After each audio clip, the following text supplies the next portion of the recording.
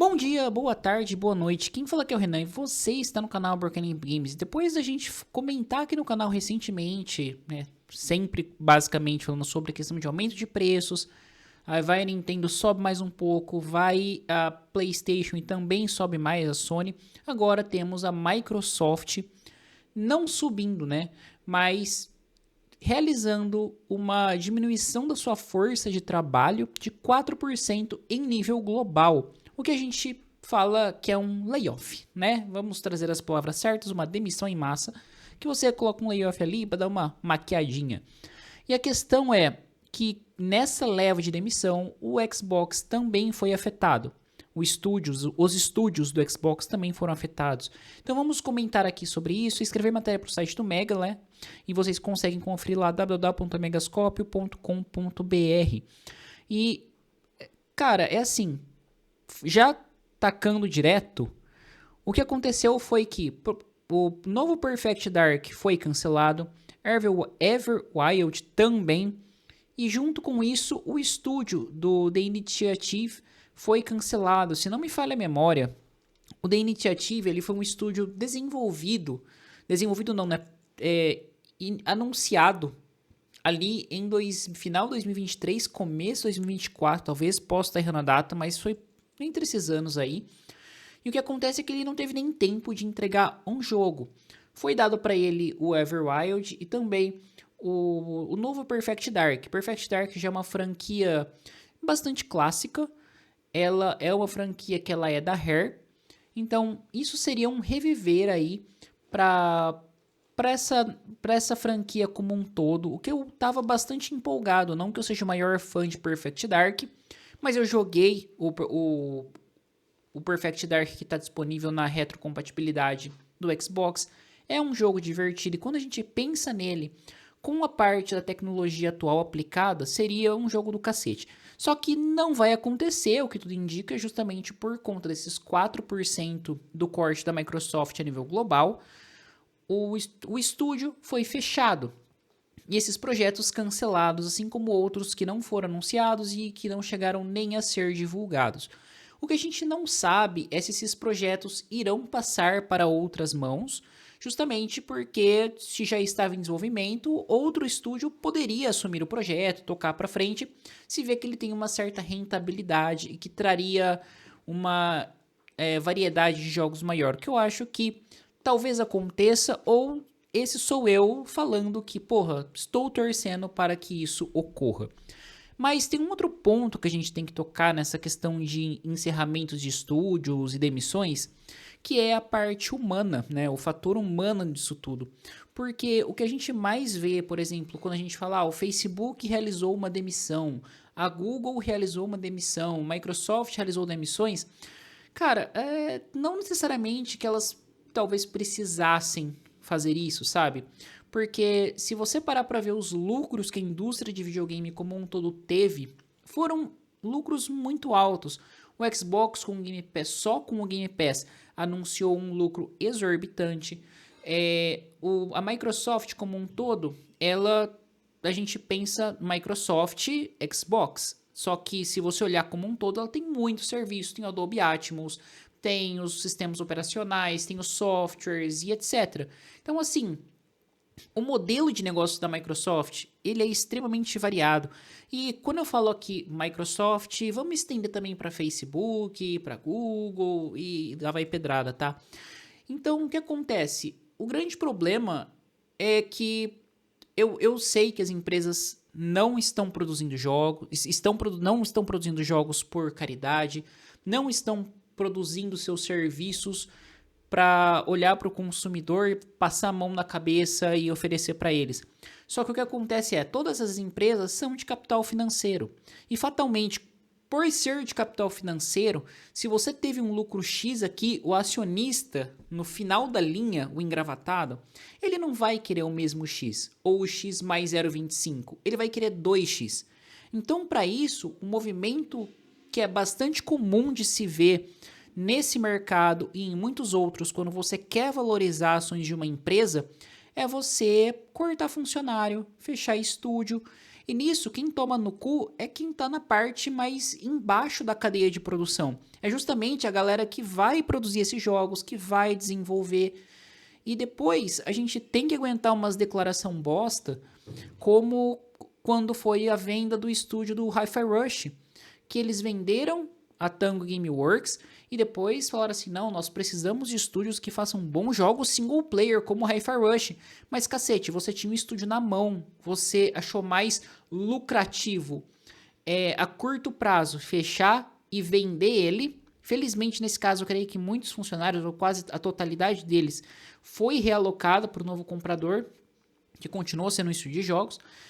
E aí você me dá uma declaração dessa, sabe? Eu sei que a Microsoft tem uma quantidade gigantesca de estúdios, justamente pela compra da Activision Blizzard, e teve uma demissão inicial, que foi quando a gente fala em relação à paridade de cargos.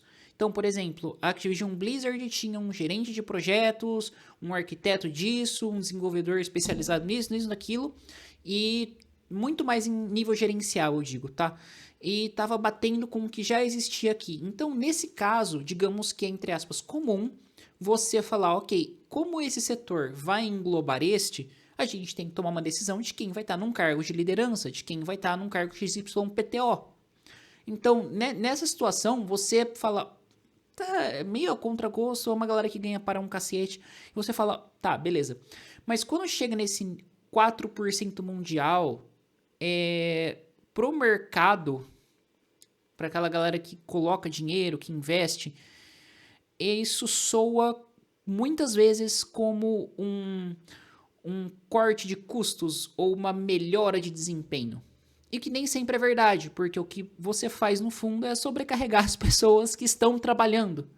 Então, nesse caso da Initiative, o estúdio todo foi fechado.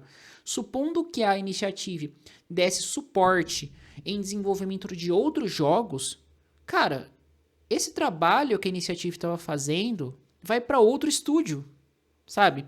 E essa minha fala, eu tô falando da Microsoft por conta da ocasião. Ela também vale para PlayStation, que fecha estúdios também, ou para qualquer outra grande corporação financeira que pega nesse mercado, tem um público na mão, digamos assim, a gente pode ver isso com uma certa clareza, porque ela tá aí socando o aumento o tempo todo e a galera comprando e as ações da PlayStation e da Sony subindo da mesma forma. Então, quer dizer, quem importa para eles no final da linha é o investidor. O jogador ali é uma consequência, sabe? E que, de verdade, eu vejo que a maioria dos jogadores não tá disposta a falar, porra, eu não vou comprar essa bosta de jogo porque você aumentou tanto. E aqui o que a Microsoft tá fazendo para mim é esse movimento de tentar mostrar uma eficiência, de aumentar o seu evaluation, ou sei lá que caralho de nome em inglês usar para esse ponto. E aí nós vamos para algumas declarações do Matt Booty, que é o chefe da divisão de games da Microsoft, né, da divisão de Xbox Games Studios. Que ele, abre aspas, encerrar ou diminuir o trabalho em algumas áreas do negócio e seguir o exemplo da Microsoft ao remover camadas de gerenciamento, aumentando agilidade e eficiência. Aqui entra o que eu falei, que eficiência que você está mudando. Você tirou o quê? Tirou 3, 4, 5 gerentes da iniciativa junto com os desenvolvedores, você realocou esses desenvolvedores? Como que isso está sendo feito? Se o estúdio foi fechado, sabe? Falta uma clareza nessas informações, como são passadas, e de verdade não vai ser esclarecido. Se gente de nível mais baixo, numa hierarquia, aqui foi demitido, para eles é meio que não importa, tanto faz, sabe? É só ferramenta. Então é foda. E aí também, né, ele fez um outro comentário. Nossa estratégia geral de portfólio permanece inalterada, desenvolver jogos que engajem nossos jogadores, continuar a expandir nossas maiores franquias e criar novas histórias, mundos e personagens. Temos mais de 40 projetos em desenvolvimento ativo, um impulso contínuo com os títulos que serão lançados neste outono e uma forte agenda para 2026. E novamente, essa fala que é verdade, porque eles têm um estúdio gigantesco, né, muitos estúdios, e que vai dar conta de produzir esses jogos que eles já estavam trabalhando. Então aqui a gente não vai ver mais o Perfect Dark, não vai ver mais o Everride, mas quem falou, tá, temos mais 40 títulos. Que bom Como jogador, eu fico feliz e acredito que vocês que estão me assistindo também. Mas aí a gente volta no fator o quão filha da puta essa indústria pode ser com quem trabalha nela e também o quão desgraçada ela está sendo com os consumidores de forma geral. Porque ontem foi a Sony aumentando, hoje é a Nintendo que aumentou mais o Nintendo Switch no Canadá. Eu nem sei se vou fazer vídeo sobre isso, talvez eu faça. Vamos ver como isso vai repercutir aqui no Brasil. E futuramente vai ser a Microsoft também aumentando. Então, de forma geral, é triste. Eu sou apaixonado por videogames, eu escrevo sobre isso, eu faço vídeos sobre isso. Mas é uma situação extremamente triste a gente ver a indústria caminhando dessa forma, sabe? Então, sei lá, galera. E quando a gente joga esses jogos mais caprichados, que são AAA, tem umas empresas malucas que fazem um quadruple A e tal. Cara, esses jogos muitas vezes saem tão cagados assim, sabe? A gente vê o Mind's Eye aí recentemente também, que entra nesse balaio todo, teve demissões no estúdio para manter os estúdios abertos. Então, assim,